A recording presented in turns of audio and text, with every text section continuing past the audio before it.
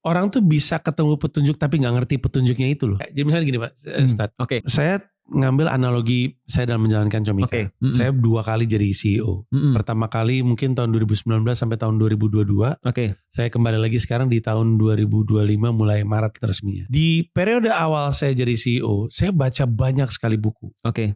Habis itu buku tentang menjalankan perusahaan, managing, finance dan segala macam. Terus saya lepas posisi ini selama 3 tahun.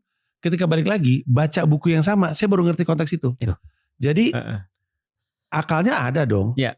Kitabnya pun ada nih dalam berbisnis. Benar. Baru ketika di kali kedua saya jadi CEO, pengalaman hidup saya membuat saya ngerti apa yang dimaksud dalam buku tersebut. Jadi relevan dan relate. Iya, jadi kayak dibaca, ngerti, tapi nggak paham. Kebanyakan sih kita bisa baca buku yang sama terus gue baru ngerti nih sekarang gitu. Benar. Hidayah itu kan kayak gitu juga. Jadi kayak gue punya akalnya, dikasih Al-Quran, tapi poin ketiga yang dibukain sama Allah itu nggak pernah terjadi dalam keseharian saya, dalam keseharian gue gitu ya. Sehingga baru ketika ada sesuatu yang terjadi sama gue, hidayahnya baru nyangkut. Gue baru ngerti lagi yang kemarin dimaksudnya. Betul. Itu persis Al-Quran. Persis hidayah. Hidayah memang seperti itu. Kenapa sih orang tuh menolak membicarakan mati? Atau membicarakan akhir? Orang bilang gini, because life is a beautiful lie and death is a painful truth. Oke. Oh nggak maksudnya? Jadi kenapa sih banyak orang tuh nggak membicarakan kematian? Karena mereka berusaha escape daripada sebuah kenyataan yang menyakitkan. Bahwasanya semua pasti akan berakhir. Nah berarti gampang untuk mengetahui kiamat itu ada atau tidak. Kalau ada permulaan, pasti ada akhir. Makanya ada orang nanya, ciri-ciri orang bakal mati apa dok? Gampang, ciri-ciri dia bernapas. Bener nggak? Iya. Iya kan ya? Ciri-ciri orang mati bernapas. Karena kalau dia nggak bernapas, dia nggak bakal mati. Makanya di dalam Islam itu ada dalilnya. Kullu nafsin za'iqatul maut, kata Allah. Setiap yang bernyawa pasti akan merasakan mati. Maka ciri-ciri orang mati pasti adalah bernyawa. Kapan kita harus kasih pendidikan seksual tentang pendidikan seksual dari agama Islam ya ke anak kita? Bagus. Di dalam Islam itu ada konsep namanya akil balik. Setelah akil balik. Bukan, sebelum bahkan. Nah, karena akil itu artinya adalah akal, balik itu artinya sampai. Akil adalah konsep matang secara non fisik, matang secara mental, akalnya matang. Balik itu adalah matang secara fisik. Itu kapan? Nah, ketika sudah mimpi basah bagi laki-laki. Oh, itu ada detailnya itu ya? Kalau perempuan pas saat haid. Kalau perempuan saat haid. Berarti pendidikan seksual harus dimulai sebelum itu? Sebelum itu. Bahkan jauh sebelum itu. Contoh ya, yang menarik adalah bahkan Sigmund Freud itu ketika dia membahas tentang teori psikoanalisisnya itu mengatakan bahwasanya pendidikan seks itu bagi dalam pemahaman dia itu dimulai pertama kali ketika kita nyusu ke ibu kita. Ketika kita nyusu kepada ibu kita. Itulah pengalaman seks pertama kali. Pengalaman seks pertama kali anak bayi ya. Maka bagi dia seks adalah termasuk bagian daripada need, bukan want. Kebutuhan, bukan keinginan. Kalau kebutuhan nggak dosa. Berarti lu kemana-mana naruh burung itu nggak dosa menurut Sigmund Freud. Karena itu sudah keperluan lu, udah kebutuhan lu. Tapi di dalam Islam tidak. Maka pendidikan itu kalau Sigmund Freud mulainya dari nyusu, kalau kita mulainya tetap dari ketika dia kecil. Dia udah harus diajarin. Karena kalau kita menjadikan Tuhan itu masih punya sifat-sifat seperti makhluknya, maka dia bukan Tuhan. Ya kan ya. Nah, pastilah Tuhan tidak punya sifat-sifat seperti makhluk. Maka dia tidak ada keperluan sama kita seperti kita ada keperluan pada game. Tapi ada bisa dianalogikan. Di dalam Islam itu literally dikatakan oleh Allah, life is just a game. Hidup itu seperti permainan ada. Serius? Ada. Kita pakai di dalam kaos-kaos kita di Yuk Ngaji. Hidup itu cuma sekedar permainan. Itu ada ayatnya bahwasanya hidup tuh kayak sebuah permainan, laibun walahun, sebuah permainan dan sebuah permainan yang melalaikan, itu kata Allah. Artinya tidak perlu dibuat serius. Yang perlu lu buat serius adalah setelah lu main itu harus serius. Maka di dunia ini kita nggak terlalu serius pada sesuatu yang nggak akan kita bawa mati, tapi kita akan serius banget pada sesuatu yang kita bawa mati. Di dalam Islam tuh cuma ada berarti cowok dengan cewek. Bencong nggak ada? Nggak ada. Bencong nggak ada? Nggak ada. He, she, apa? Waria nggak ada. Nggak ada? Nggak ada. Gay? Apalagi? Lesbi? Nggak ada. Biseksual? Biseksual itu tetap laki-laki atau wanita? Tetap itu kan? Tetap laki-laki wanita. Tapi tidak diakui ada kelamin selain laki-laki dan perempuan. Intinya itu, poinnya itu. Ketika kita memahami ada perbedaan fisik, ini membawa pada konsekuensi selanjutnya. Ada perbedaan yang lebih besar daripada fisik bagi laki-laki dan perempuan. Misal, penelitian terbaru itu ternyata memperlihatkan kepada kita otak laki-laki dan otak perempuan berbeda. Oke, Apa aku bedanya? sepakat. Bedanya apa? Beda. Contoh misalnya ya, otak laki-laki itu hipotalamusnya lebih gede Iya. daripada Hipotalamus itu perempuan. fungsinya apa, Pak Ustadz? Mengontrol nafsu. Otak laki-laki? Iya. Berarti dia harusnya jauh lebih bisa mengontrol nafsu. Bukan, lu Enggak, lebih nafsuan. gede, Oh, lebih gede, lebih iya. nafsuan. Oh, lebih nafsuan. Kan lu bilang, perempuan 45 selesai tuh. Laki-laki sampai 100 tahun juga masih bisa. Sampai dia meninggal. Iya, betul. Karena otaknya beda, maka kemudian hormon-hormonnya juga beda. Pasti. Laki-laki punya hormon yang paling Testosteron. mayoritas testosteron, perempuan estrogen dan progesteron dan seterusnya. Dan itu membawa pada perkara-perkara yang lain. Contoh, Membentuk sifat itu ya. sifat, betul. Dan perempuan karena dia punya hormon-hormon itu, dia sangat perhatian pada emosional. Oke. Dan laki-laki lebih perhatian pada logik. Sepakat. Bumi ini kan Oke. berarti sebuah ciptaan. Betul. Berarti bumi ini pernah Berawal. berawal dan pasti nanti akan berakhir. Betul. Nah, ketika nanti berakhirnya bumi, berarti berakhirlah semua orang yang hidup di bumi. Iya. Itu nanti akan ada kehidupan baru, merestart atau gimana? Karena kan Itu yang kita sifatnya nggak tahu. Tuhan ini kan maha pencipta dia. Nah, itu yang kita nggak tahu. Dan kita nggak diwajibkan untuk tahu itu karena kita cuma diminta untuk berpikir timeline kita aja. Kita sebagai manusia. Orang sudah prediksi, Dok, kapan matahari akan berakhir. Ketika reaksi-reaksinya itu habis, maka matahari bisa jadi pecah, bisa jadi kemudian sudah nggak sudah nggak bersinar lagi. Pertanyaannya, apa yang terjadi dengan bumi ketika itu? Ketika matahari berhenti bersinar misalnya. Beku pasti dan. Beku, kehidupan semua pasti habis. Iya. Itu adalah kiamat. Betul. salah satu. Nah, bisa jadi rotasi juga akan berkurang. Evolusi bumi terhadap matahari juga akan berpengaruh. Karena kenapa? Karena evolusi bumi terjadi karena ada gravitasi kepada matahari kan gitu kan ya, tarik menarik tadi. Nah, kemudian ketika itu berakhir ya udah, jangankan berakhir gravitasi ya. Pikir begini, 24 jam waktu itu kan karena ada gravitasi, yang sekarang karena matahari masih normal tuh. Tapi kalau misalnya matahari nggak normal, jadi 25 jam, Dok, itu bisa bahaya banget tuh. Iya. Itu Atau jadi 23 jam. perubahannya kecil aja itu bisa. Karena orang-orang yang nyari hidayah itu sebenarnya mereka tidak benar-benar mencari hidayah, Mas. Karena sebenarnya mereka salah paham dengan hidayah itu apa. Karena hidayah itu kan adalah guidance, adalah science. Problematikanya adalah orang kalau ngafalin science, apakah dia pasti nyampe?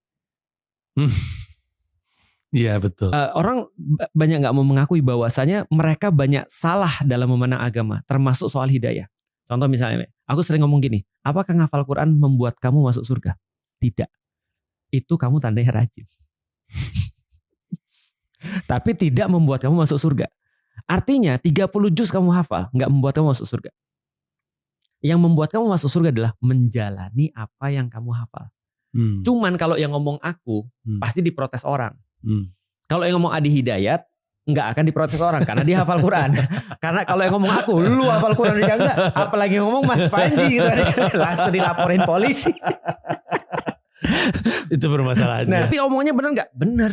Omongannya benar. Yaitu adalah orang yang hafal Quran tidak pasti masuk surga karena Al-Quran cuma petunjuk. Dan petunjuk itu tidak akan membuat orang sampai pada sesuatu yang dia tuju kalau cuma dia hafal. Begitu dia sudah umur 5 tahun sampai 10 tahun ini prabalik, maka dia udah mulai diperkenalkan. Misalnya di dalam Islam ya. Di dalam Islam tuh kita udah mulai memperkenalkan kalau bisa kita minta anak kita untuk pisah ranjang. Bukan pisah ranjang, ranjang sendiri-sendiri gitu kan ya. Maka dia ranjangnya sendiri-sendiri. Jadi nggak tidur lagi sama kita. Itu secara Islam di atas 5 tahun? Di atas 5 tahun. Jadi udah dikasih ranjang sendiri dan nggak boleh sama antara laki-laki dan perempuan. Dan laki-laki sama laki-laki juga dipisah aja. Oke. Nah kalau misalnya miskin gimana Ustaz? Ranjangnya cuma satu, usahakan selimutnya berbeda. Karena Rasul melarang laki-laki sama laki-laki tidur di satu selimut. Oh, nggak boleh nggak laki-laki boleh. sama laki-laki? Nggak boleh. Laki-laki sama adik Nggak gue boleh. nih. Nggak boleh. Tidur satu, itu termasuk pendidikan seksual. Karena Bukannya akrab kompak jadinya. justru incest itu banyak terjadi dari peristiwa-peristiwa kayak gitu. Jadi kayak gini. Lu kalau nanya sama gue gimana cara ke Kebun Raya Bogor, gue sih udah tahu nih. Gue udah punya informasinya, gue punya petunjuknya, gue bisa berangkat nih ke Kebun Raya Bogor. Tapi emang gue mau ke Kebun Raya Bogor. Dapat semua petunjuknya. Ya. Apakah gue butuh petunjuk lagi dari yang lain untuk bilang, Ji, by the way, sekarang mau ke Kebun Raya Bogor. Ya. Jadi kayak berlapis gitu hidayah, Ustaz. Itu yang ketiga. Oh, itu yang ketiga. Itu yang ketiga. ACC-nya Allah. ACC-nya Allah adalah sama dengan kemudahan. ACC-nya Allah sama dengan urgency. ACC-nya Allah adalah segala sesuatu yang akhirnya membuat kita tuh harus ke situ. Mas sudah dapat sih sebenarnya. Aku udah tahu dari awal Mas cerita. Ketika Mas ditanya, tarawih itu apa? Itu adalah ACC itu. Sehingga Mas menemukan urgency kan. Aku harus kasih tahu anakku nih, aku baca. Itu ACC itu. Nah, Yang Mas lawan sebenarnya, walaupun Mas kira ini adalah bagian daripada masih mencari, enggak, Mas sudah jalanin. Wow. Mana kalau Allah senantiasa bilang kita, tunjukinlah saya menuju ke surga gitu misalnya. Tunjukinlah saya jalan menuju ke surga. Berarti kita akan jadi benar-benar orang yang judgmental antara orang ahli surga dan ahli neraka. Yeah. Tapi kalau jalan yang lurus, kita sekarang sama-sama di jalan ini loh. Ya memang kamu jalannya mungkin agak pinggir, atau kamu agak belakang, atau ada yang di depan misalnya, ataupun ada yang naik mobil dan segala macam. Tapi it doesn't matter. Ih, keren gila. Kita di jalan ini gitu maksudnya. Apa yang kita dapat di ujung perjalanan itu? Aku mau jawab nggak tahu. Tapi gini Mas, karena kan tidak bisa hanya sekedar ya masuk surga lah. Gimana sih lu pertanyaannya? Ya, betul. Aku mau jawab nggak tahu, itu juga nggak tepat. Aku mau jawab aku tahu, itu juga terlalu naif menurutku. Karena kalau jawaban teoritisnya Mas ya, di ujung adalah keridhaan Allah. Tapi itu teoritis banget. Karena orang-orang SD ingat gak Mas, ketika ditanya apa tujuan hidupmu? Mardotillah. Itu mah tekstual banget gitu kan ya, ridho Allah. Emang lu tahu ridho Allah kayak gimana kan gitu kan ya, pertanyaan berikutnya. Nah itu tekstualnya. Tapi Mas, yang menarik adalah di dalam Al-Quran Allah sendiri tidak minta kita untuk mikirin ujungnya. Lucu ya? Di dalam Al-Quran? Iya, lucu ya. Kan kata-kata ihdinas siratal mustaqim artinya tunjukilah kami ya Allah jalan yang lurus. Lucu banget. Kita kan kalau minta petunjuk, biasa kita minta tujuannya kan. Mas kalau mau ke kebun raya gimana? Allah bilang, udah kamu gak usah bikin kebun rayanya.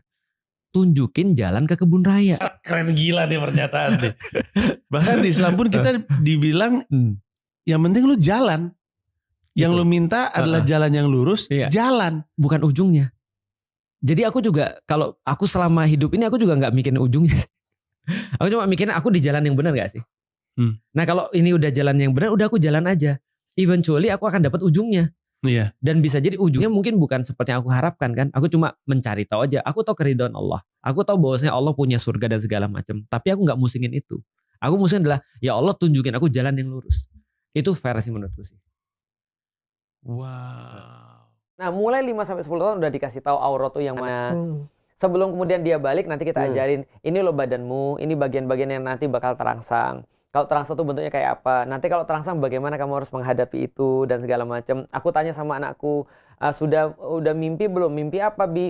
Mimpi sesuatu yang basah misalnya. Terus kemudian dia bilang belum. Terus apalagi? Aku tanya, itu kemaluannya sudah berbulu atau belum dan segala macam. Karena dia udah diajarin dari awal. Bahwasanya aku juga sudah nggak boleh ngelihat dia lagi. Anak perempuan misalnya, masih aku peluk, masih aku cium, tapi aku nggak pernah cium ke bibirnya. Aku nggak pernah kemudian megang bagian-bagian yang sensitif. Dan ibunya juga ketika di rumah pun pakainya nggak bisa seenaknya kan gitu kan ya. Di dalam Islam lagi misalnya Allah bilang kalau seandainya anakmu mau ke tempat kamu ada 3 waktu di mana mereka harus minta izin. Pertama sebelum subuh, yang kedua adalah tengah hari, yang ketiga adalah setelah Isya. Karena 3 ini biasanya terjadi sesuatu. Bahkan dalam karir pun saya tuh sering bilang kalau lagi jadi pembicara, uang dan ketenaran itu tuh bukan tujuan, itu tuh dampak. Kalau lu ngelakuin sesuatu dengan benar, rezekinya juga datang karena lu bagus dan melakukan apa yang lu lakuin. Benar. Jadi bahkan di agama pun, semua yang perlu kita lakukan adalah untuk memastikan benar gak sih lu lagi di jalan yang lurus? Benar. Lu ketemu petunjuk gak untuk membawa lu ke jalan yang lurus? Benar. Kalau petunjuk-petunjuk itu diberikan, tugas lu jalan. Jalannya lebih penting daripada tujuannya. Makanya tujuannya gak dimention Allah kan.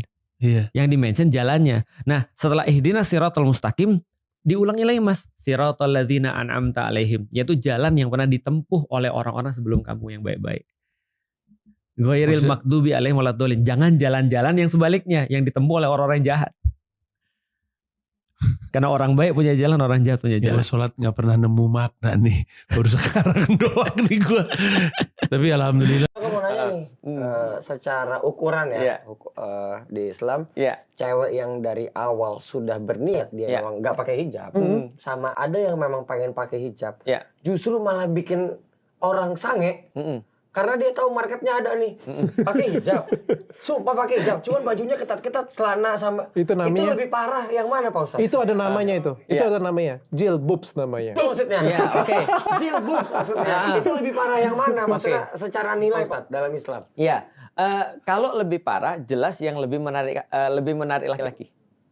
Itu jelas lebih parah. Kenapa? Karena aku ngomong gini ada dalilnya. Dalilnya adalah, ini mau dibahas di sini atau nanti mau dibahas bab jilbab dan keindahan nih?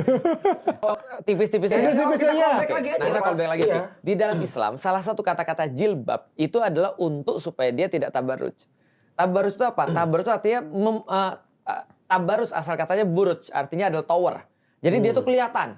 Jadi dia tuh sangat visible, sangat menarik untuk dilihat. Nah, jilbab itu filosofinya justru tidak dilihat. Maka kalau pakai jilbab, nonjol semuanya. Dan malah makin membuat orang penasaran. Makin membuat orang berbayang-bayang. Lekuk-lekuknya kelihatan. Dan memilih bahan-bahan tertentu sehingga lekuk-lekuknya begitu kelihatan. Asli. Itu namanya justru bertentangan dengan jilbab. Ada banyak sekali anak-anak nggak dikasih pendidikan seksual. Dia belum bertanggung jawab terhadap badannya sendiri. Begitu dia mandi, dia kemudian gosok-gosok. Ternyata badannya sudah mecer. Karena anak zaman sekarang, bukan cewek nih. Oh cewek. Udah mecer, dia gosok-gosok badannya nih, terangsang. Kok enak? Akhirnya dilanjutin terus. Lama-lama jadi masturbasi. Ya. Ketika sudah terjadi masturbasi, diulang-ulang terus. Addicted. Kan kita tahu ini enak. Ya, ini kan prinsip addicted. Ya. Laki-laki juga banyak nih. Betul. Dia nggak pernah dikasih tahu karena bapak ibunya nggak pernah ngajarin. Tiba-tiba loh kok enak. Keluar nih misalnya. Nah terus kemudian dia pegang-pegang loh kok enak. Dia ngelihat terangsang terus kemudian dia belajar sendiri dan nggak ada yang ngarahin. Nah, ini problematika. Akhirnya dia nggak bisa tanggung jawab terhadap dirinya sendiri. Setelah ihdinas siratal mustaqim, diulangi lagi mas, siratal ladzina an'amta alaihim, yaitu jalan yang pernah ditempuh oleh orang-orang sebelum kamu yang baik-baik. Ghairil maghdubi alaihim waladdallin. Jangan jalan-jalan yang sebaliknya, yang ditempuh oleh orang-orang yang jahat. Karena orang baik punya jalan, orang jahat punya jalan. Orang-orang yang dimaksud adalah Rasulullah. Orang-orang yang dimaksud adalah ada 4 golongan. Yang pertama adalah para nabiin, Rasulullah. Yang kedua adalah para siddiqin, yaitu mereka yang menemani orang-orang para nabi. Yang ketiga adalah syuhada, orang-orang yang mati syahid. Yang keempat adalah wassodikin, para ulama. Wassolihin, para ulama-ulama. Nah itu 4 orang yang kita maksud. Kalau yang sebaliknya yang nggak boleh diikuti adalah ghairil maghdubi alaihim waladdallin, artinya adalah orang-orang kafir, orang-orang yang orang kafir, orang yang zalim, orang yang fasik. Itu yang nggak boleh diikuti. Maaf, tadi fasik apa ya? Fasik adalah orang-orang yang tahu itu salah tapi masih melakukan. I see. Kita lah. Orang yang mau ngebully, salah satu alasan paling besar adalah dia pengen ngasih tahu bahwa dia lebih baik daripada orang insecure. Karena benar. Karena dia bukan apa-apa. Orang yang ngebully itu insecure in any way. Dia insecure pada satu titik. Tapi kita nggak tahu insecure-nya apa. Maka sebelum dia direndahkan, dia mau ngerendahin orang dulu. Oh, sebelum dia direndahkan, ya, dia mau merendahkan orang dulu. Betul. Padahal sebenarnya dia itu rendah. Betul, dia rendah. Itu pertama. Supaya sama dia. Iya. Karena orang yang sudah konten dengan diri sendiri, dia tidak peduli dengan orang lain. Ini setuju banget. Jadi dia ngederek supaya kita sama. Benar. Itu perilakunya tuh. Makanya kalau ada orang yang sudah puas dengan diri sendiri, urusan apa dengan orang lain? Ngapain dia harus ngomongin orang lain? Sains ataupun tanda ataupun guidance itu akan lebih berharga pada orang-orang yang mengerti bahasa. Maka kemampuan untuk berbahasa atau kemampuan berkomunikasi itu lebih penting kadang-kadang daripada pengetahuan yang lain. Contoh misalnya ya, Mas baca buku dalam bahasa Inggris. Aku yakin 100% Mas bisa dapat apapun yang Mas bisa take out dari buku itu lebih banyak daripada aku. Makanya kalau kita lihat misalnya, Mas pernah ngajak Sami Ubaid kan ke sini. Aku yakin gak semua orang ketawa. Dengar jokesnya dia, karena jokesnya dia memerlukan banyak sekali keahlian bahasa dan keahlian cultural, sejarah, culture dan segala macam. Betul. Nah itu juga yang sama dengan apa yang kita bisa dapat dari Al-Quran. Belajar bahasa Arab, mengerti konteksnya, kapan diturunkan, sejarahnya seperti apa. Kita banyak dapat take out daripada orang yang nggak ngerti. Bilang sama istriku, tahu nggak cewek itu paling menarik ketika ngapain? Ketika ngikat rambut. Asli. Ya kan? Asli itu. Kalau lu ngikat rambut gue jijik. Iya benar. Tapi kalau ada cewek ngikat rambut, ini seksi banget. Iya kan menarik. Gitu, tahu nggak kenapa? Kalau Dr. Richard gue usah jijik aku jadinya. Jadi tahu nggak kenapa? Ternyata setelah diteliti, ini ada penelitiannya dalam bukunya Allen and Barbara Pease. Mereka meneliti bagian tubuh perempuan mana yang paling disukai oleh laki-laki. Lu apa? Rambut emang. Bukan. Lu rambut. Wah, kelainan lu. Bukan. Ya dada. Dr. Richard. Dada, leher. Ternyata bukan. Ini tanpa sadar nih laki-laki nih. Oke. Aku tahu lu pasti jawab pasti dada. Tapi ternyata setelah diteliti benar-benar, setelah dikasih, ternyata ada apa? Pinggul. Karena pinggul itu adalah menentukan rasio atas dan bawah. Paham ya maksudnya? Jadi kita tuh merasa seksi kalau atas dan bawahnya tuh pas. Nah makanya ketika cewek tuh ikat rambut, itu kelihatan atas dan bawahnya pas. Karena dia ngangkat kayak gini jadi kelihatan. Aku ngasih tau istriku, itu cewek paling menarik dalam kondisi seperti itu. Makanya aku bilang, Kalau orang belum tahu, jangan pernah dia udah berhijab. Dia di depan lo, aduh panas nih gue. Wah benar juga. Jadi berhijab tapi menunjukkan seperti itu juga salah. Aurat Itu namanya bukan hijab. Petunjuk yang kita cari itu semakin lengkap kalau memang faktor-faktor penunjuk penambah jalan itu banyak. Kayak tadi kita tahu, baca peta satu hal, tetap turun ke jalan hanya sama orang, berjalan sama-sama juga membantu. Betul. Sehingga sekarang gue sadar, gue ngerti kenapa untuk ketemu petunjuk dan untuk terus diberikan petunjuk, orang yang ingin mencari hidayah itu meleburkan dirinya sama banyak kegiatan. Dia ngaji juga, dia baca Quran, dia baca hadis juga. Karena kan hadis kan perilaku Rasulullah kan. Betul. Rasulullah ini dikasih guidance oleh Allah langsung gitu. Betul. Ada yang diturunkan sama Allah langsung. Terus kita bisa ngecek orang yang dibimbing sama Allah langsung seperti apa. Kita bisa ketemu sama orang yang bisa ngasih ilmu. Dan kita bisa nongkrong sama orang-orang yang satu ilmu. Ya. Itulah kenapa sekarang gue baru sadar. Kenapa kajian yang tadi gue anggap tidak ada nilainya itu jadi krusial. Jadi yang salah bukan kajiannya. Belum nyampe. Iya, belum nyampe. Kalau andaikan dia benar-benar tulus, Dok. Ada beberapa orang ya, Dok ya. Benar-benar dia tulus minta maaf. Makanya tulus minta maaf itu 3 ya. Pertama, untuk urusan past dia menyesal. Untuk urusan present dia berhenti. Untuk urusan future dia tidak mengulangi. Itu adalah ciri-ciri orang yang tobatnya tulus. Benar-benar dia tulus, benar-benar. Tapi benar-benar dia nggak kuat. Dia nggak kuat, dia lakuin lagi dosa yang sama. Itu niatnya kan yang dicek kan? Nah, niatnya dicek. Kalau niatnya benar ya. Tapi kalau dia udah berencana, itu jelas nggak diterima. Iya. Jangan kalian rencanakan, tapi tetap. Iya. Nah, tapi kalau udah kata-kata, wah udah paling aku juga besok, itu termasuk berencana. Itu nggak, jadi benar-benar berhenti. Atau misalnya aku melakukan dosa, terus pas bulan puasa aku benar-benar khusyuk. Aku puasa, apalagi yang katanya kalau misalnya Lebaran itu kan menghapus dosa. Betul. Kan. Jadi kayak aku melakukan maksiat, zina, pokoknya semua aku lakukan semua. Pas masuk puasa, beneran. Aku janji Pak Ustadz, pas puasa, aku janji aku akan puasa benar, aku akan sahur, aku puasa benar, aku baca Al-Quran, aku akan buka, terus aku akan taraweh. Pas Ramadan nanti aku janji full. Bersih dong. Itu berarti udah rencana. Anjir. Lu udah bisa aja dia. Iya, tapi benar logikanya gitu sih Pak Ustadz. Rencana ya. Ada seorang muslim. Oke. Tapi ya dia ya gitulah, lebih motorik ya, like more or less robotik gitu ya menjalankan kesehariannya. Akalnya ada, dibacain Al-Quran juga. Tapi belum dikasih sama Allah hidayah. Tapi Islam. Tapi Islam, namun lebih ke ya gue Islam karena gue ritual dari kecil ritualnya udah dibangun, terus dari kecil emang gue Islam. Gue ngerti apa yang diperintahkan, gue ngerti apa yang dilarang, cuman gue nggak nemu hidayah. Di ujung yang berarti dia nggak punya petunjuk, sehingga dia kasarnya nih go with the flow aja. Jadi dia nggak punya tujuan, dia ngalir aja, hidup tuh ngalir aja. Dengan Islamnya tuh ngalir aja. Kan tadi kita udah bahas ya, ujung-ujungnya kan sebenarnya ada tujuan, tapi bukan itu yang lu minta dan gue berikan. Betul. Lu disuruh jalan aja. Ada jalan yang tahu mau kemana, ada jalan yang go with the flow. Penasaran aja, di ujungnya sama gak sih mereka? Sama. Di ujungnya sama. Tapi mungkin bisa jadi derajatnya berbeda. Yang diharapkan oleh para pembuli bukan kita sakit hati, tapi dia mengontrol hati kita. Dia mengontrol diri kita. Aku seneng aja ketika aku ngomong gini orang respon. Iya gak sih? Iya kan? Caper. Iya. Karena dia pengen ngontrol orang. Nah kalau aku digituin, aku bilang, aku gak mau kamu ngontrol, lu mau apa? Oke. Bijaksana kita adalah kita melihat, tapi kita gak mau terkontrol oleh mereka. Iya, aku gak mau dikontrol. Aku udah tahu dia maunya itu. Karena kalau kita diam, dia bingung. Karena gerakan kita gak diduga. Ya kan ya? Anakku bilang, tapi aku diam, aku dibully terus. Ya kita lihat sampai kapan dia gak capek. Dengan banyak orang yang mendoakan kita dapat hidayah, itu membantu. Yang kedua, akal fitrah itu membantu. Akal default itu tuh membantu. Makanya orang kan perlu waktu untuk menyendiri, dengerin kata-kata dia sendiri kan gitu kan ya. Nah itu kan membantu kita untuk dapat hidayah juga kan. Karena defaultnya kita tuh biasanya bagus, biasanya baik biasanya. Bangun pagi-pagi, nggak usah tahajud deh. Udah diem aja terus kemudian ngomong sama diri sendiri. Ya kan kalau hari-hari kan bising dunia ini kan ya. Kita mau tahu apa sih yang paling penting dalam hidup kita, apa sih yang kita cari dan segala macam. Itu kan kembali kita lagi kan. Akhirnya dari situ muncul terus kemudian keinginan untuk belajar lagi dan segala macam. Nah menurutku itu adalah bagian daripada hidayah tadi.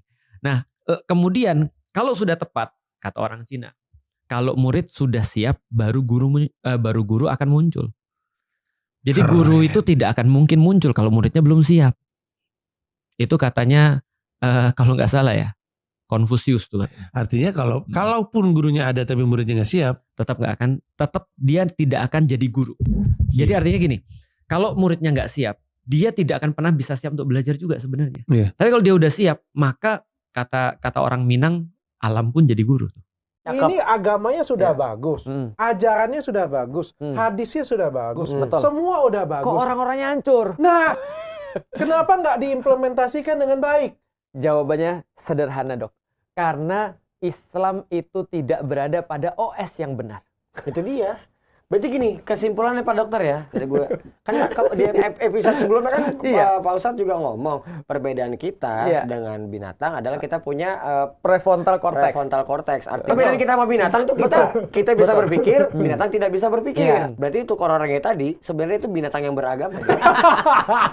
Kurang lebih gitu kan? Iya, kurang lebih gitu. Maksudnya Lex gue sederhanakan.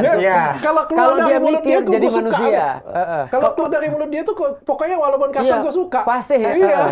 Nah, tapi itu betul in any way. Karena di dalam Islam, lu tau apa Lex? Gue kasih tau ayatnya nih. Allah katakan, ada orang-orang dikasih mata, dikasih akal, dikasih kuping.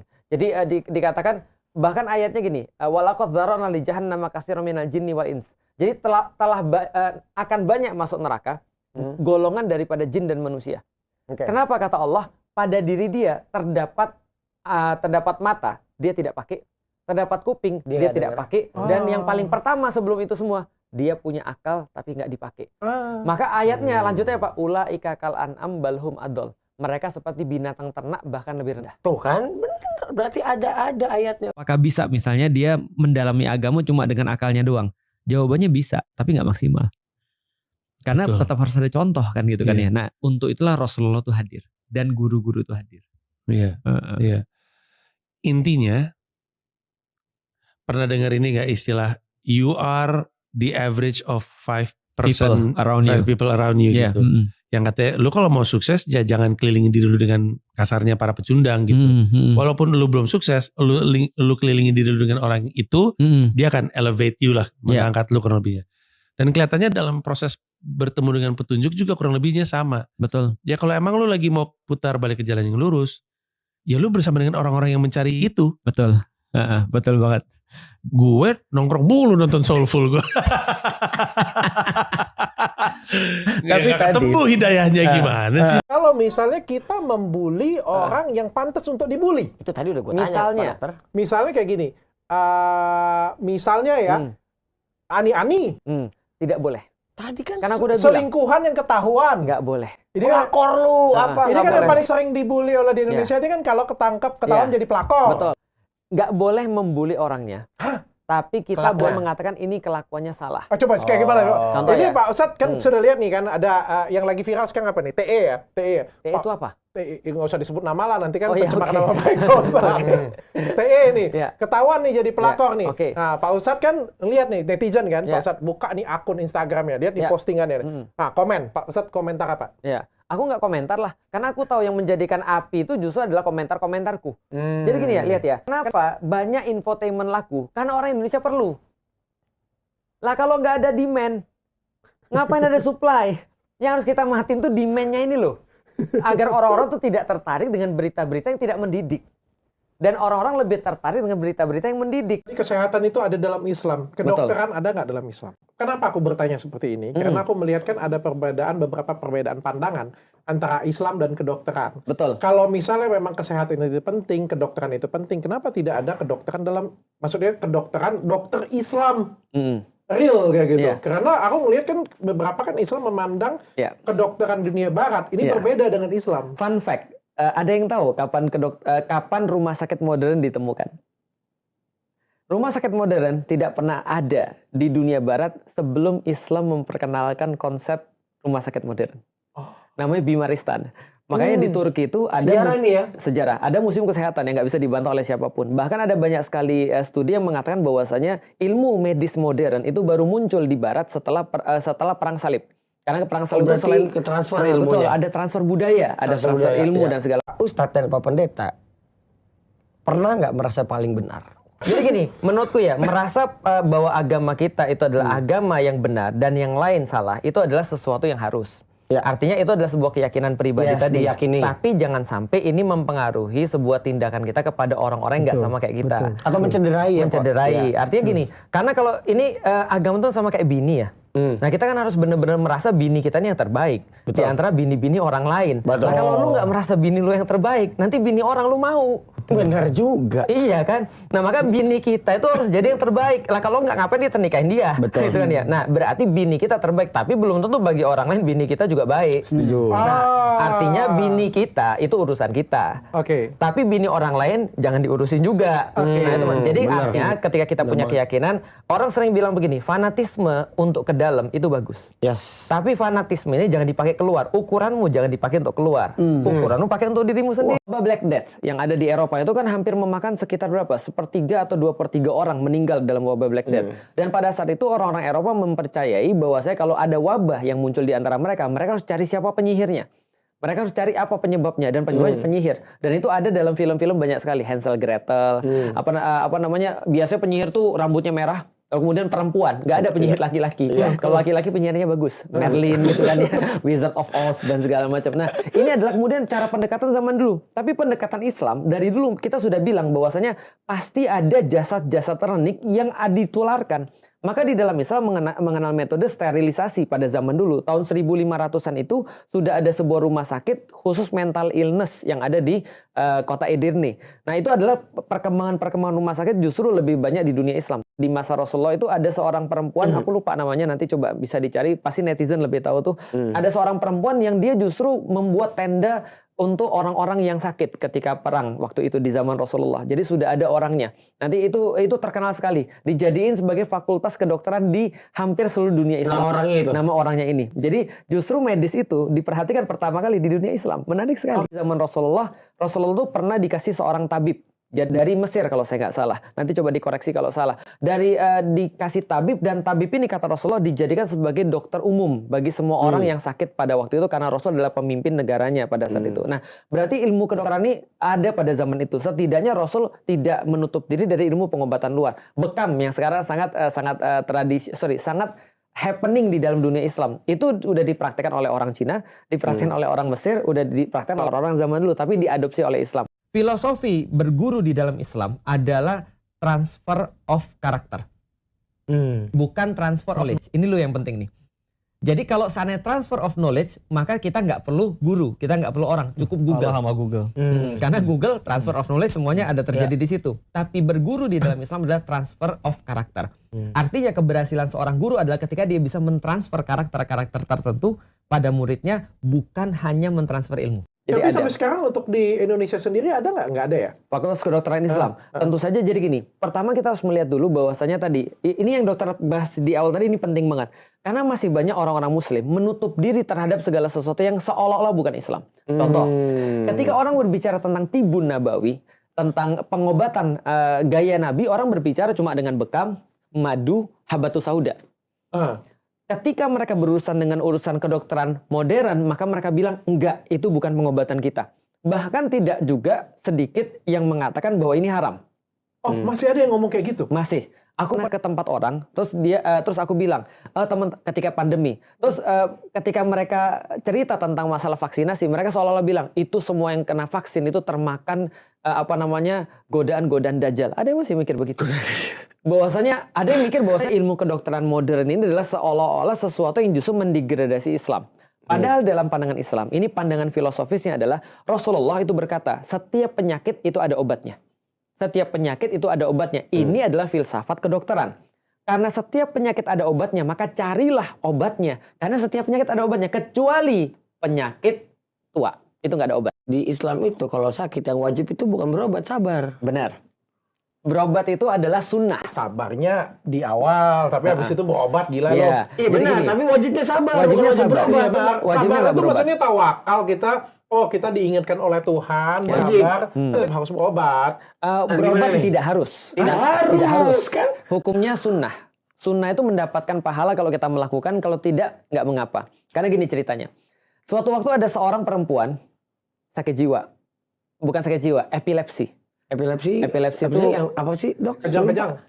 Kayak gitu, epilepsi lah. Lalu kemudian dia bilang sama Rasulullah, "Ya Rasulullah, aku minta doamu agar aku sembuh." Karena doa Rasul pasti diterima. Rasul bilang, "Aku bisa doain kamu dan kamu akan sembuh. Tapi aku kasih kamu pilihan. Kamu mau aku doain dan kamu sembuh, atau kamu mau bersabar, aku jamin bagimu surga. Dengan pahala sabarmu itu." Dia bilang begini, "Kalau gitu aku sabar aja ya Rasulullah. Tapi aku minta doa." Nah ini pintar nih cewek ini. "Tapi aku minta doa ketika aku lagi kambuh, agar auratku tidak tersingkap." Kata Rasul, "Oke, aku doain." Kayaknya kalau kita bicara tentang karakter itu, Imam Ahmad bin Hambal ketika ngajar itu, beliau punya banyak sekali, kemudian puluhan ribu orang datang. Yang bawa catatan paling cuma 500 orang. Yang serius nyata tuh 500 orang. Yang lain cuma datang melihat gurunya. Supaya tertransfer apa yang menjadi karakter-karakternya. Nah, untuk mentransfer karakter ini berarti orang harus trust.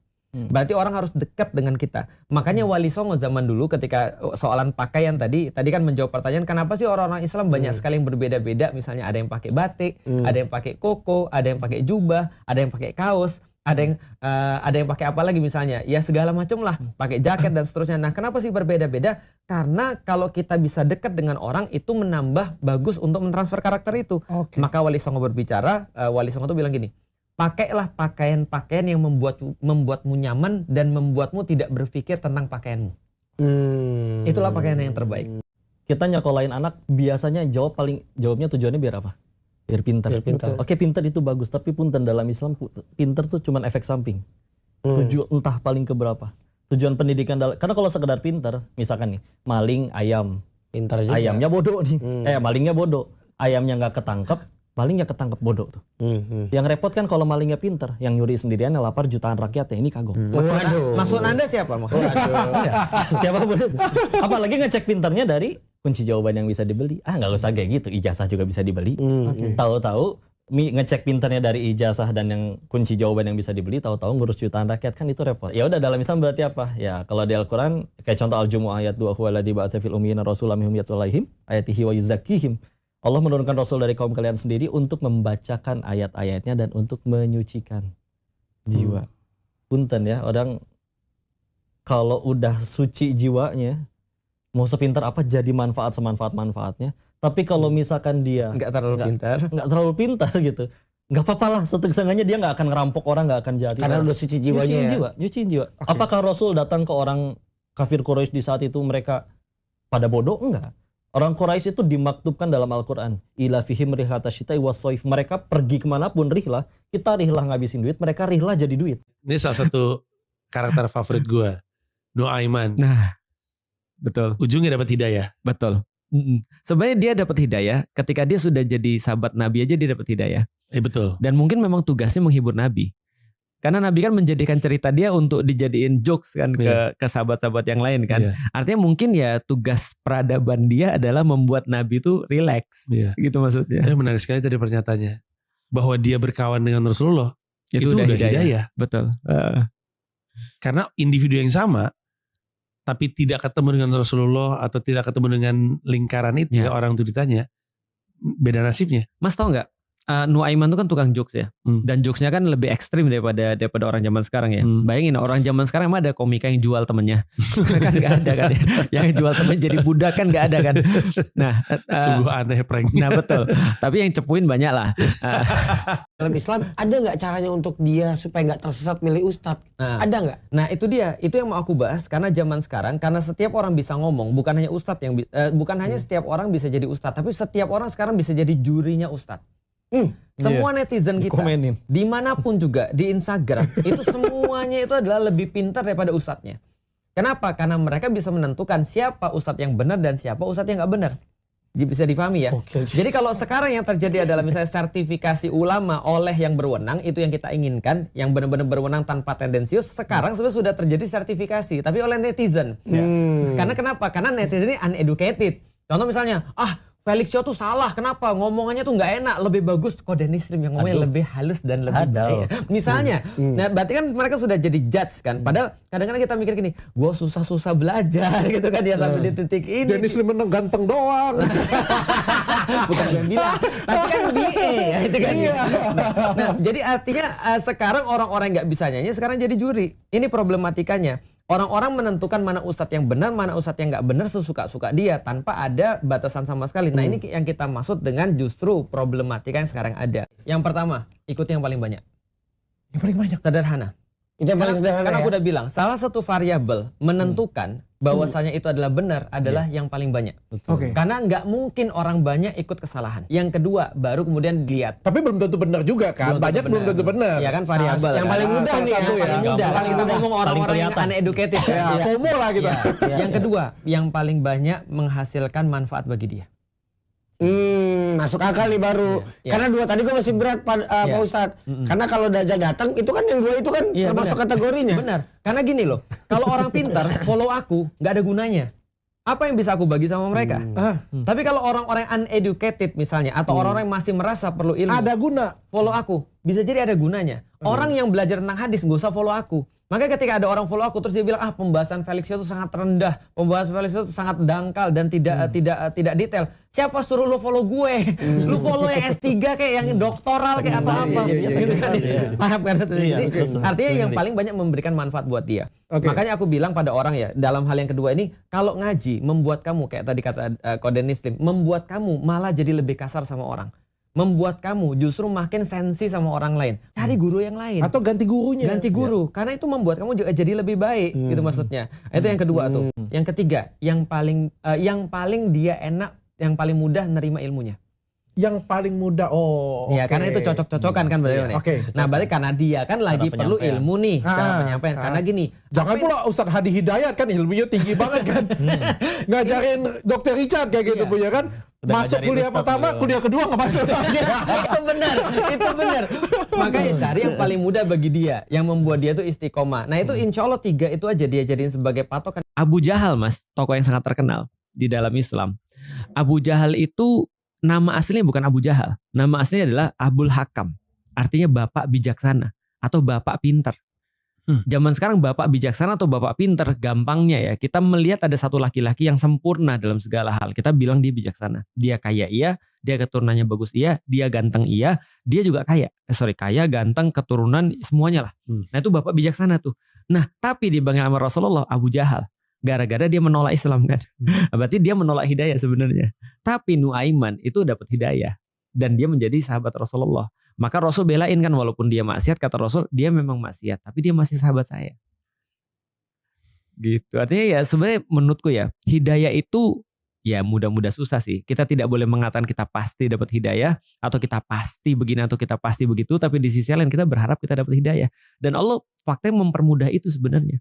Makanya di dalam Al-Quran dikatakan gini, bagi orang-orang yang dimudahkan untuk hidayahnya Allah, dia akan dilapangkan dadanya dan mudah untuk bernafas, gambar seperti itu. Tapi orang-orang yang disulitkan hidayahnya, kata Allah, bagi dia seperti mendaki gunung. Orang yang mendaki gunung itu dia sulit bernafas karena oksigennya kan kurang. Nah, sulit bernafas itu apa? Sesak dalam hidupnya karena dia melawan alam sebenarnya, orang-orang yang dikasih hidayah terus dia menolak. Jadi itu sebenarnya. Jadi ya orang-orang yang mudah dalam hidupnya ya orang dapat hidayah. Allah bilang gini, bagi orang-orang muslim yang Allah sayang, Allah akan ampuni kesalahan-kesalahan dia. Tapi bagi orang-orang yang bukan muslim yang Allah sayang sama dia, Allah akan mempermudah hidayah. Allah bisa sayang sama orang yang bukan muslim. Katanya di dalam hadis begitu. Makanya ketika ada orang bukan muslim datang ke sini, Ustadz saya pengen nanya-nanya tentang Islam. Aku bilang kamu tuh udah dapat hidayah sebenarnya. Karena itu yang disampaikan kepada aku ketika aku mau nanya-nanya tentang Islam. Oh gitu. Karena sebelumnya apa mas? Aku takut sama Islam. Aku takut sama orang-orang ustadz dalam tanda kutip. Karena aku kenal mereka cuma kayak ngerukiah gitu kan ya. Terus kemudian kayak emang ada sih. Ya ngerukiah terus sebenarnya kayak marah-marah. Lalu kemudian surga neraka gitu kan ya. Nah ternyata ketika aku mau untuk datang ke ustadz, aku mau nanya tentang Islam. Di dalam Islam tuh dikenal hidayah. Tapi sebelum ke tanda-tanda yang kesebar gitu, sebenarnya kalau dari Islam ada nggak sistematisnya A sampai Z, misalnya tanda paling pertama deh gitu, yang harusnya muncul itu. Tanda paling pertama kata Rasulullah daripada hari kiamat adalah pengutusanku. Jadi ketika Rasulullah Muhammad itu diutus, itu sudah tanda hari kiamat karena itu berarti akhir zaman kan. Sudah dimulai akhir zaman. Berarti akhir zaman sudah dimulai dari Rasulullah. Dari Nabi Muhammad. Dajjal tuh esensinya adalah membelokkan kebenaran kan, surga neraka itu tuh surga gitu kan. Siapa yang paling jago menguasai pikiran tanpa sadar dia dikuasai? Sistem AI. Mungkin nggak? Karena modernisasi, karena waktu itu belum ada pelafalan ya kan. apa itu Dajjal? Dajjal menurutku bukan AI, tapi Ya'juj dan Ma'juj bisa jadi AI. Karena kalau Dajjal kan udah fix manusia kan? Iya. Itu udah fix manusia. Dajjal enggak sih? Dajjal aku sedikit tambahin. Dajjal itu ada perbedaan pendapat juga di ulama. Ada yang bilang fisik, ada yang bilang non fisik. Tapi benar Imam Qoi bahwasanya ulama-ulama kebanyakan berkata itu manusia. Oke. Gitu. Karena memang dikatakan oleh Rasulullah dia adalah makhluk Allah dan dari hadis-hadis kan memang manusia dia. Gitu. Walaupun masih ada kemungkinan bahwa itu bukan manusia. Ada kemungkinan. Tapi kalau Ya'juj dan Ma'juj lebih banyak lagi kemungkinannya. Dan terutama ada yang bilang bahwa itu sistem, ada yang bilang itu adalah AI juga. Kan Ustadz bilang yang waktu Nabi Muhammad turun diutus itu udah tanda-tanda mau kiamat. Betul. Berarti tanda-tanda ini semua harusnya udah terjadi waktu tahun 600 itu. Soalnya kan perang pembunuhan itu kan juga udah terjadi di 600. Benar sekali. Benar sekali. Jadi kayak cocok logi gitu gak sih? Nah, betul. Itu betul. Karena ketika orang bilang emang zaman dulu gak ada pembunuhan nih misalnya. Bahkan pembunuhan zaman dulu lebih parah daripada zaman sekarang. Tapi ternyata yang Rasul katakan bukan hanya pembunuhan, tapi pembunuhan yang bersifat fitnah. Artinya memang zaman dulu ada, tapi zaman sekarang karena pembunuhan bersifat fitnah ini artinya bisa jadi genosida. Nah, walaupun mungkin dulu terjadi, tapi kan tidak terpublish kan. Tapi zaman sekarang jadi terpublish gitu maksudnya. Alasan pembunuhannya. Alasan pembunuhan atau pembunuhannya sendiri dan segala macamnya. Ada satu hal yang menjadi common pemahaman antara kita dan orang-orang Kristen, bahwasanya kedatangan Yesus itu penanda Dajjal itu mau dibunuh. Nah, dan Yesus tidak akan datang sebelum Baitul Maqdis itu damai. Dan sekarang bicara Baitul Maqdis bukan cuma Palestina ya, tapi juga Suriah. Nah sekarang Suriah tuh udah damai nih. Jadi Suriah dulu kan dikuasain diktator yang parah banget, namanya Bashar al-Assad. Dan akhirnya sekarang Suriah walaupun ada serangan-serangan dari US segala macam ya, cuma secara internal mereka tidak pernah sedamai ini. Dan bahkan sudah diakui sama Amerika kan mereka. Diundang pergi ke Pentagon. Baitul Maqdis itu berarti Suriah, Palestina, Lebanon, Yordan, Palestina itu semua nama Baitul Maqdis. Oke. Jadi mereka semua ada pertengkarannya. Dulu bukan pertengkaran lagi, parah banget. Jadi daerah itu senantiasa bergejolak. 12 tahun terakhir bergejolak banget. Ini baru damai di tahun 2024 akhir. Itu baru damai dan Rasulullah bilang begitu. Lihat ke arah Syam. Di situ akan terjadi besar-besaran fitnah kata Rasulullah, lalu nanti akan jadi damai. Dan deskripsi yang sudah diberikan itu kok persis dengan yang sekarang. Yang ini jumlah pasukan. Jumlah pasukan. Rasul ditanya, Rasul ngomong jumlah pasukannya ketika mereka mereka menang itu adalah kalau dikit 12.000, kalau banyak 15.000. Ketika diwawancarai 13 sampai 14.000. Yang pemimpin pemberontaknya ditanya pasukannya berapa? 13.000, 14.000. Ya, ini mungkin kalau pemimpin pemberontak agak sedikit ini ya. Mungkin bukan pemimpin pemberontak kayak resistance. Pasukan revolusi kalau di One Piece. Betul, pasukan revolusi. Itu 13 sampai 14.000. Nah. Berarti sisa Palestina aja nih. Apa yang lain? Betul. Sisa Palestina aja. Yang masih ribut maksud lu ya? Iya. Berarti milestone pertama yang benar-benar jadi kayak tanda mati lah untuk kiamat itu munculnya Dajjal. Munculnya Dajjal ya itu serius berarti. Itu udah serius banget. Ya. Habis itu turunnya Nabi Isa. Ya'juj Ma'juj keluar merusak bumi. Jumlahnya masif. Terus ada masa damai singkat. Iya. Dunia tenang, adil, makmur di zaman Nabi Isa. Ya itu setelah Dajjal Ya'juj Ma'juj dibasmi itu damai. Dajjal dulu apa Ya'juj Ma'juj dulu yang dibasmi? Dajjal dulu. Ya'juj Ma'juj ini sekarang ada di mana? Nah, kita belum tahu karena ulama masih mikir, tapi Rasul ngasih kita ciri-cirinya. Satu, mereka adalah orang yang akan turun dari tempat yang tinggi.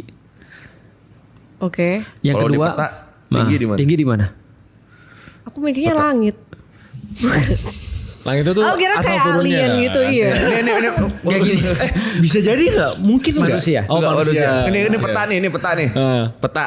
Ada utara, barat, timur, selatan. Dari gunung. Dari gunung, bagus. Benar. Dia loncat ke bawah. Karena udah tembak di parasit. Lu memang harus satu kalimat dulu sih. Kalau lu udah kalimatnya lanjut lagi lu jadi ngaco sih. Dari utara. Mereka ada orang-orang dari utara, dan bukan utara dari kan, gunung. Utara kan gunung utara, semua tuh. Iya. Utara gunung. Utara tuh daerah mana? Daerah Mongolia. Mongol, Viking, Siberia, Viking, Hungaria, Nordik itu juga utara. Semua Nordik itu utara. North katanya North utara kan. Nordik artinya utara. Northman itu utara. Normandy itu utara. Eropa semua itu utara. Jumlahnya? Cina itu utara. Jumlahnya banyak banget. Nah makanya orang kalau nggak mau mikir dia bilang itu Cina tuh. Yang kedua adalah kata Rasulullah mukanya seperti tameng. Berarti kan hidungnya pesek. Terus matanya sipit. Emang iya itu maksudnya? Iya. Keras kali mukanya. tapi sekarang kayak tameng, mukanya keras itu waktu itu kan, pemikiran dia itu, karena dibilang hidungnya kayak tameng. Ya Allah. Kalau misalnya pesek dan lain-lain kan bisa aja ngomong kayak tembok kayak apapun, tapi kenapa harus tameng? Tembok kan luas, tameng kan cuma segitu. Kalau tembok tuh rata banget loh. Iya. Beda sama tameng. Iya beda. Rata banget. Di dalam Islam, Yesus akan turun di Menara Putih di sebelah timur kota Damaskus. Itu di Suriah. Damaskus itu Suriah. Syam. Arah timur ya. Kalau gampangnya Ya'juj dan Ma'juj ini adalah dua suku yang disebut juga dalam Bible. Namanya Gog dan Magog kalau di Bible. Lu tahu. Pernah dengar ya. Dan Gog dan Magog atau Ya'juj dan Ma'juj ini membuat kerusakan di atas muka bumi. Kerusakannya parah banget. Jumlahnya banyak banget. Saking banyaknya kata Rasulullah, di antara 1000 manusia dia 999-nya. Dia ngerusak bumi, contoh buang sampah sembarangan. Lebih tepatnya deforestasi kali ya. Kalau itu mah udah ada. Iya, maksudnya ngerusak bumi itu apa? Oke. Dia pergi ke tempat manapun dan bunuhin orang. Pokoknya semua dosa yang ada di dunia dilakukan sama dia dan memancing orang untuk melakukan dosa. Dan kalau sudah bunuh orang pasti juga raping. Dia manusia. Ya'juj Ma'juj manusia? Ya'juj dan Ma'juj adalah manusia. Manusia dua dari orang. Dua kelompok. Dua kelompok itu kelompok gitu. Ya. Tahu dari mana kalau seandainya itu adalah manusia? Ada satu hadis, walaupun hadisnya tidak sampai derajat yang tinggi ya. Dibilang begini, Nabi Adam itu lagi diajak ngobrol sama Allah. Lalu dibilang nanti keturunanmu Adam di antara 1999-nya masuk neraka. Nangis dong Adam. Iya. Lah kok banyak banget. Ya bayangin aja kalau sekarang ada 1 miliar orang, berapa yang masuk neraka dong. Dia nangis dong. Tapi terus kemudian dibilang sama dari Allah 999-nya adalah Ya'juj dan Ma'juj itu. Berarti kalau berarti keturunan Adam itu. Betul. Semuanya keturunan Adam. Semua itu keturunan Adam. Berarti manusia. Dajjal modelnya gimana? Dajjal bagus. Kata Rasulullah, satu matanya buta, satu matanya cacat. Nggak bisa lihat. Bisa. Bisa lihat. Pakai yang di sini ya? Enggak, satu cacat tapi bisa lihat. Itu Erlangsen. Apa? Bata di sini. Tenzin Han itu. Iya. Tenzin Han itu. Erlangsen. Musuhnya Wukong. Wah, itu. Dewa Erlang. Tahu lagi dia. Enggak gini, dia matanya satu buta, satu matanya cacat. Lagi cacat, tulisan di atas jidatnya kafir. Kalau bagi orang muslim kan ya, yang paling valuable bagi diri dia kan adalah iman ya harusnya. Artinya kalau contoh ya, kalau bagi seorang muslim kayak aku misalnya, aku udah pernah ngasih tau ya, ada orang muslim yang dikatakan kamu nggak makan tapi pasti masuk surga, atau kamu makan kamu belum tentu masuk surga. Maka orang beriman akan milih aku masuk surga aja ya Allah. Walaupun aku nggak makan, walaupun mati kelaparan, karena yang paling valuable adalah iman. Nah, Dajjal itu minta yang paling valuable, yaitu adalah iman, dengan cara ngasih kita dunia. Kalau orang ateis gimana ya? Nah, orang ateis langsung pilih lah. Ngapain lu pikirin? Dia gak ada masalah. Iya, dia gak ada masalah. Enggak, maksudnya diminta apa sama Dajjalnya? Gak minta apa-apa. Dia minta apa-apa langsung. Nih makanan. Beri mana sama gue? Gak ada masalah. Gue makan udah. Volunteer. Iya, itu volunteer jatuhnya. Tapi gak mungkin terlalu terang-terangan gitu gak sih? Realistis gak? Dia benar-benar sesuai deskripsi, benar-benar muncul di antara kita semua gitu kayak gitu. Nah, soalnya kalau kelihatan banget, gimana cara dia memanipulasi orang? Bagus banget. Itu. Bagus banget. Ternyata aku baru tahu sekarang. Karena sekarang kalau kita lihat pejabat-pejabat di daerah Wakanda, mereka bahkan tidak perlu menyembunyikan deception itu. Tapi masih banyak orang yang percaya. Lu pikirin, lu bayangin ya.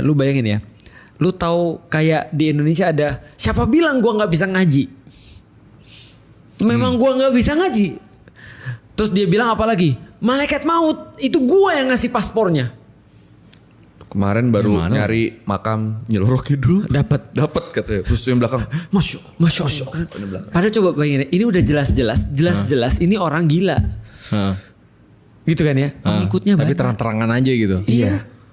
Apalagi Dajjal. Dia bisa bilang, ya memang mungkin kalian lihat aku sebagai Dajjal, tapi coba lihat apa yang aku berikan kepada kalian. Bukannya manfaat. Sama ini sih poin pentingnya. Kan ketika itu kan bumi itu kan lagi paceklik itu. Iya. Sebelum dia datang 3 tahun paceklik. Paceklik sumber makanan kurang, kekeringan. Famine. Kelaparan besar segala macam.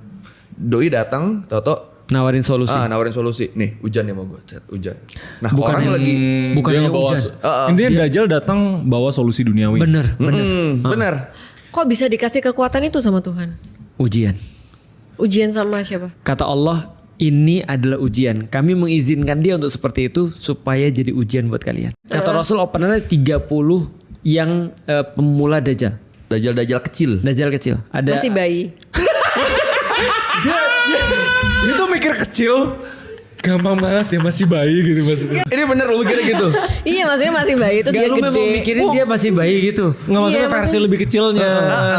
Jadi ada yang tidak versi lebih dalam tanda kutip tidak sesakti Dajjal, tapi udah bisa menipu orang.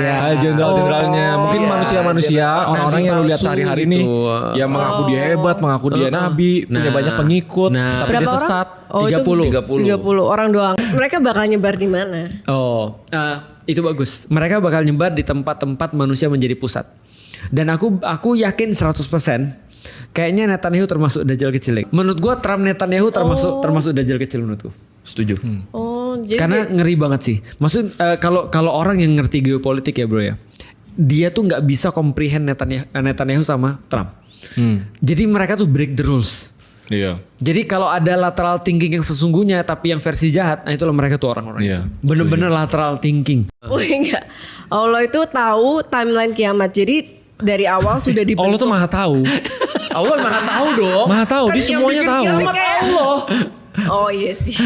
Ya udah gini. Ini orang gimana sih? Tapi kenapa beliau harus menetapkan kiamat? Dia Allah menetapkan kiamat supaya kita belajar bahwa kita punya akhir. Iya. Agar kita setiap harinya melakukan yang terbaik. Iya. Tapi setelah semua yang kita bicara dari awal sampai akhir tujuannya tuh bukan buat dongeng doang. Bener. Iya. Buat kita sebagai manusia, sebagai umat melakukan yang terbaik dan sesuai dengan judul YouTube-nya bertobat kalau misalnya kita ada dosa.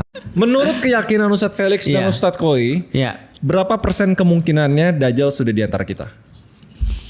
Di antara kita apa sudah ada di bumi nih? Di bumi maksudnya di bumi. 100% di bumi. Tapi Dajjal kecil doang. Enggak, Dajjal besar. Dajjal besar tuh udah ada dari dulu kan ada hadisnya.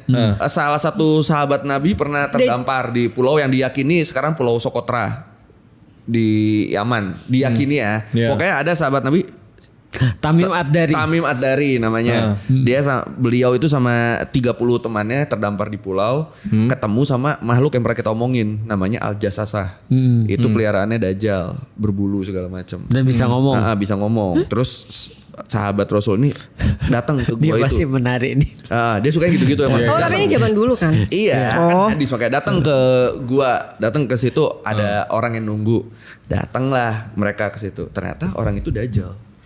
Itu kapan tahun berapa? Ketika Rasul masih ada berarti sekitar tahun 620-an something. Dan Dajjal tuh Dajjal sekarang ada di bumi. Iya, ada dari dulu dia sekarang belum keluar ada. Dia nunggu waktunya doang. Apa yang sebenarnya terjadi pada roh manusia setelah kematian? Itu ke alam barzah. di apa ya kayak jiar neraka gue bilangnya. Masa menunggunya kan. Masa menunggu. Ya orang sih bilangnya siksa kubur. Iya, tapi ada juga yang nggak disiksa. Iya, tapi ada juga nggak disiksa. Makanya dibilangnya jiar akhirat. Iya, jiar surga atau jiar. Kalau yang masuk surga nggak disiksa, kalau yang masuk neraka disiksa. Betul. Disiksa dan beda. Alam kuburnya terang. Kalau yang mereka akan masuk surga, terus nunggunya juga tidak terasa lama. Kalau yang disiksa itu wah itu kayaknya lama banget. Jangan. Oke. Astagfirullah. Semoga tidak ada dari kita yang seperti itu. Amin. Terus apakah roh menunggu di alam barzah hingga kiamat? Benar, itu ya. Dan apakah roh tersebut dapat mengetahui atau menyaksikan kehidupan manusia yang masih hidup di dunia? Setauku enggak. Jadi mereka udah terputus sama kehidupan. Setauku enggak, kecuali Rasulullah. Rasulullah itu akan tahu apa yang dilakukan oleh umatnya. Rasulullah kan udah wafat. Betul. Iya. Ini kan pertanyaannya masih bisa nonton kita. Rasulullah masih di alam barzah ya? Masih. Dan dia akan dikasih informasi. Maka Rasul bilang nanti ketika aku sudah nggak ada, nanti diantarakan kalau ada yang baik-baik akan disampaikan kepadaku. Kalau kalian baik aku senang. Tapi ketika ada yang jahat-jahat, dia bilang aku akan mendoakan semoga mereka berubah jadi orang baik. Jadi di alam barzah itu orang-orang yang baik juga bisa ketemu sama Rasulullah di sana. Oh enggak. Alam barzahnya beda. Sendiri-sendiri. Alam barzah tuh kayak ruangan gitu. Alam namanya. Alam tuh kayak multiverse. Jadi universe. Jadi kalau misalnya aku mati, kalian mati nih, aku nggak bakal ketemu kalian juga. Enggak. Sendiri-sendiri. Udah di alamnya sendiri. Semua sendiri-sendiri. Paling lu temenin sama malaikat. Iya. Oh jadi Tergantung tapi nyiksa apa? Betul. Oh jadi ya juga nggak bisa tahu keadaan di dunia juga. Iya, nggak bisa. Udah teman nunggu doang. Jadi Rasul pernah bilang gini, kalau di antara kalian akan masih hidup sepeninggalku, maka kalian akan menyaksikan sebuah fitnah yang sangat banyak. Gitu. Iya. Makanya sejak saat itu para sahabat tuh dalam tanda kutip ya, kalau kita masih bisa wafat pas ada Rasul, kita wafat pas ada Rasul aja lah. Kenapa? Karena aman nih. Ada orang bisa ditanya, kita tahu ini benar atau enggak dan segala macam. Jadi itu benar tuh. Jadi salah satu cobaan paling berat ketika hidup di akhir zaman adalah ketika kita bisa jadi ketemu dengan fitnah yang paling besar. Tapi Rasul ngasih hiburan kepada orang-orang yang hidup di akhir zaman. Rasul bilang begini. Hiburan. Kan tadi kan kalau tadi keuntungan orang yang hidup di zaman Rasul kan mungkin mereka dapat panduan kan ya. Tapi kalau ada orang-orang yang hidup di hari akhir, mereka terus kemudian dikasih hiburan gini. Kata Rasul, akan datang satu masa di mana kalian akan memegang Islam seperti memegang bara api. Panas banget. Dan kita mau lepas Islam ini karena saking kayak nggak cocok dengan kehidupan itu. Nah, kata Rasulullah, dan pada saat itu pahala salah seseorang di antara kalian 50 kali lipat daripada orang yang biasa.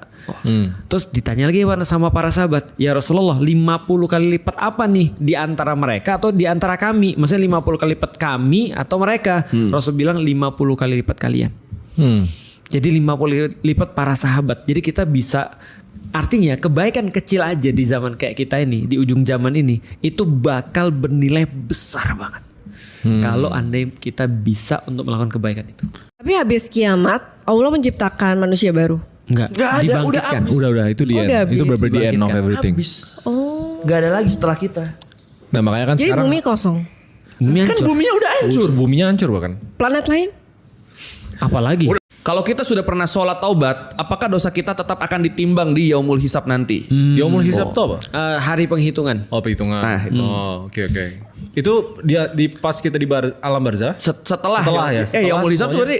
Yaumul hisab ketika yaumul kiamah. Iya kan, sebelum kita nyebrang Siratal Mustaqim kan. Akan dihisab. Oke. Kalau sederhananya sih gini, setiap orang yang bertaubat dosanya udah nggak dihitung lagi. Oke. Atau orang yang sudah dihukum atas itu dosanya nggak dihitung lagi. Gue masih belum ngerti konsep sholat taubat. Jadi satu sholat yang mengcover semua dosa. Gitu. Bisa. Jadi dia bertaubat biasanya sih enggak sih. Biasanya sih ada satu peristiwa yang buat dia benar-benar merasa. Biasa dia ngerasa ini dosa besar gue bisa. Ya Allah, saya bertobat, saya selama ini suka zina misalnya. Biasa sih sholat taubat tuh selalu detail karena kan orang kan punya, gue paling berdosa di ini nih karena gue lakukan terus menerus, entah misalnya miras apa. Orang tua. Iya biasa gitu, nggak pernah. Jarang sholat tobat tuh, semua yang saya lakukan berdosa itu jarang. Biasa lebih spesifik mereka. Kayak pas dia di titik penyesalan paling berat di hidup dia. Itu dan dia perlu simbolisme untuk itu. Iya. Itu baru sholat tobatnya. Iya, sholat tobat sah. Ibaratnya kayak gitu. Karena kalau enggak sebenarnya Allah tuh ngampuni dosa kita setiap saat. Kalau kita minta. Jadi ketika habis sholat kita bilang ya Allah astaghfirullah misalnya kita, ya Allah ampuni aku, ya Allah ampuni aku, ya Allah ampuni aku, itu hilang.